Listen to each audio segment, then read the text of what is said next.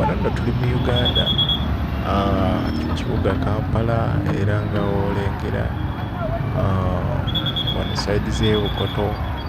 kumpi ne Naggulu wano ku luguudo oludda e Ntinda wennyini kumpi ne NBS, era ndowooza era nga woolengera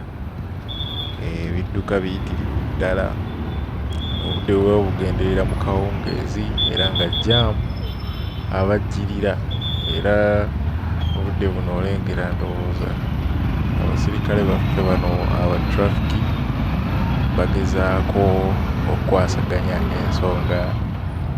y'ebidduka bino okuba nga bitambulira mu mbeera nga bwe birina okutambulira ddala. Nno nga weekumidde ku mukutu gwaffe guno ogwa Mac Media, ng'oli mupya tukwaniriza munnange, era subscribinga wansi awo,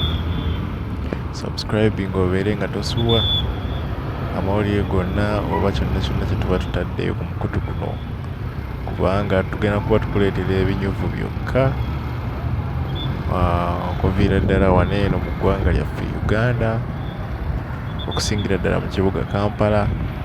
ssaako n'ebitundu ebirinaanyeewo. Munnange nsaba ogwekuumireko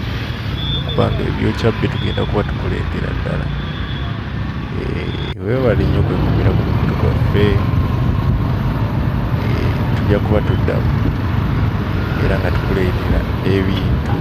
kwegamba amawulire amanyuvu n'ebifa mu Uganda kutwaliza awamu.